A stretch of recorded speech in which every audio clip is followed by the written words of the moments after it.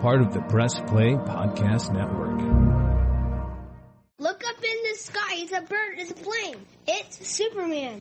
This is Jason J. Lewis, the voice of Superman on Justice League Action. This is Mark Wade, writer of Superman Burgoyne, and you're listening to the Krypton Report.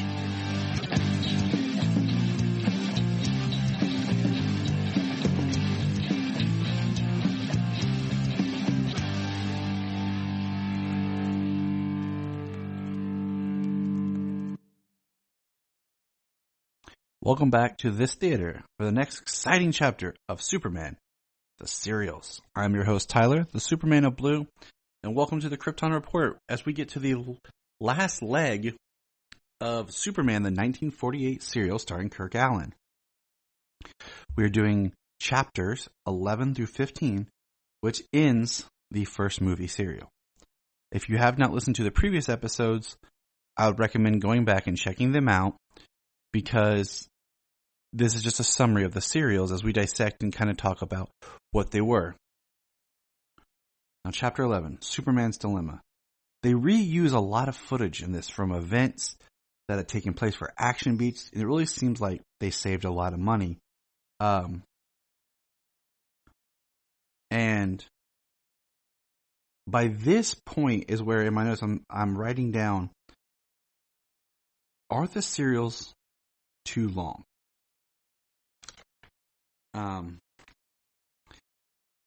We have Clark save Lois, and Lois tricks Clark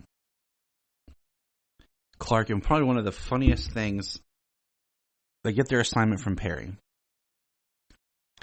and that they're leaving, and Lois wants to get the scoop above Clark. And as she's leaving, she tells the secretary, "Hey, report my car stolen." And then the secretary's like, okay. Lois says, "Perry, I'm taking the Planet's car." They run outside. Her and Jimmy jump in the Daily Planet's car. And they start driving. And Clark comes and goes, I needed that car. And Lois is like, take mine. And tosses him the keys. So Clark goes and gets in Lois's car. And while he's driving to the story, gets arrested for the suspected theft of Lois's car. So now Lois has gotten Clark arrested. Clark is in jail. And meanwhile, on their way to the story, Lois and Jimmy get in hijinks and are then taken captive by the Spider Lady's henchmen, with Superman now in jail.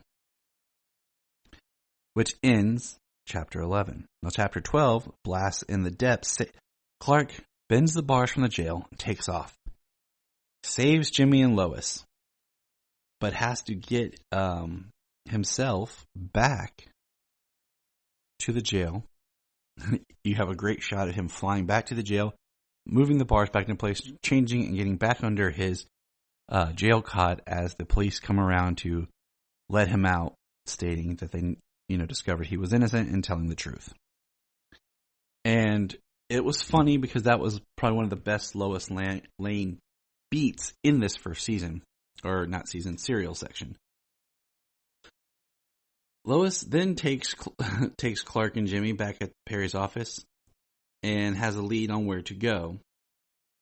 They decide they're going to follow, but when they get to where they think the Spider Lady's hideout is, Lois is tied up.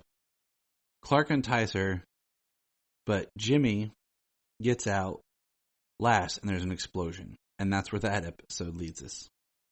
Chapter 13, Hurled to Destruction, starts outside the cave where we find where they thought the Spider Lady was. Now, the henchmen are moving around. They use a dart gun built into a camera to trick some cops as they try to break into a museum, still looking for more refined kryptonite. Superman takes off, flies to the car. The animation looks good. I'm going to say that again. They used hand-drawn animation for Superman's flight. The thugs switch clothes.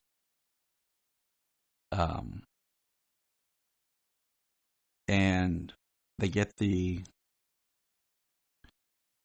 things that they need. But one of them gets taken to Perry's office. And in Perry's office, the thug is being interrogated and pushes Clark out the window. And that's where that chapter ends. Chapter 14. Superman at Bay. I made in my notes here, why do they never talk to the police first? There's so many instances of, quick, to the planet, then call the chief of police. I'll call the planet to have them call the police. Which doesn't make sense. But Perry goes on the ledge, saves Clark, and we find out that the Spider Lady's ray gun, is finally ready.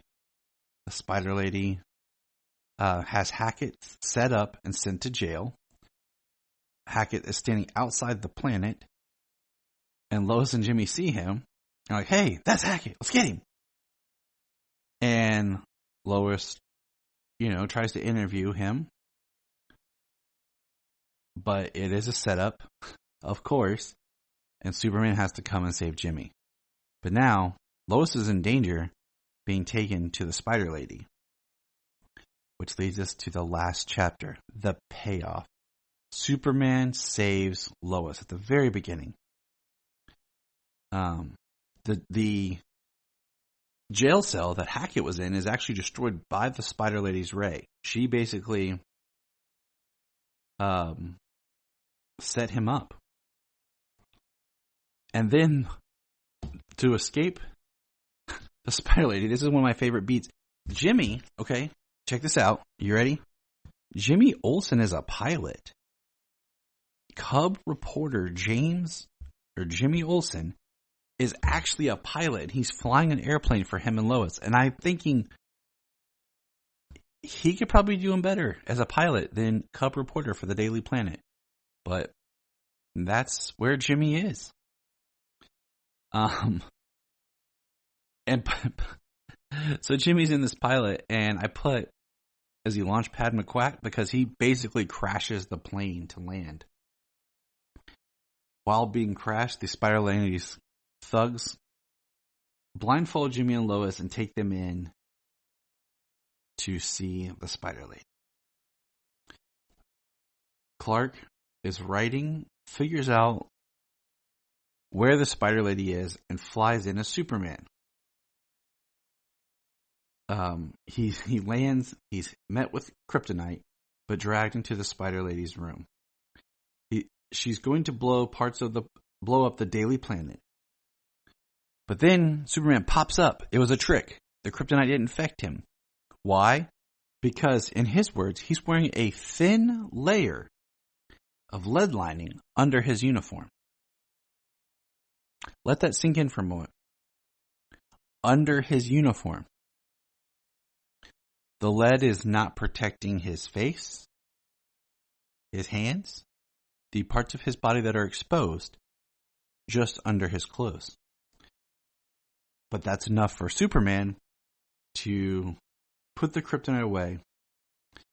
And as the Spider Lady tries to escape, the ray is used and the Spider Lady is destroyed. Jimmy punches out some of the guards. The ray gun is destroyed. Superman flies them back to the planet where Jimmy and Lois find Clark Kent asleep at his desk. The end. So that is the summary. And I know it's kind of short, but for yourself, dig into the serials. If you have an interest in watching any of them, please watch at least the first 2 episodes of A Spider Lady. Because you get the introduction, which is interesting. And, kind of jump around in the first one. Because you're going to get a flavor of Superman and Lois and Jimmy like you've not seen. But that is all. I will be back at some time to review the second movie serial, the 1950s sequel, Atom Man vs. Superman. And I will say, out of the 2 serials, if you look at them as 2 distinctive things, the second one is the better one. So, remember. Look up in the sky. We just want to say if you've enjoyed this podcast, please check out other podcasts on the Press Play Podcast Network. Remember to check out Krypton Report on all social media platforms. Go to linktree.com/Krypton Report. You find all of our information right there. If you want to keep Krypton from exploding, join our $1 a month Patreon. That's right. For $1 a month, you'll get extra special content that you don't get on the main show, like movie commentaries and whatever else comes out of our mouths. So check it out, patreon.com/Krypton Report. If you are like Tyler and James and can't get enough Super Talk, check out these other podcasts. Digging for Kryptonite, Supergirl Radio, The Last Sons of Krypton, the Superboy Legacy Podcast, All-Star Superfans, Superman the Animated Podcast, The Aspiring Kryptonians, Always Hold On to Smallville, Caped Wonder, The Geek of Steel, and Truth, Justice, and Hope Podcast. Hey, we're going to press pause and hear a few words from our other podcasts on Press Play Podcast Network. Hello, Brooks here with the Books with Brooks monthly book club podcast. Here's how Books with Brooks works. We read one book a month and then we talk about it. Classics like Stephen King's The Shining, debut novels like We Are the Brennans by Tracy Lang, and tons of other compelling, life-changing stories, one book and 1 month at a time. So come read along with us and then listen in. This is Dan Jurgens, and if you want to have a good time, keep listening to the Krypton Report.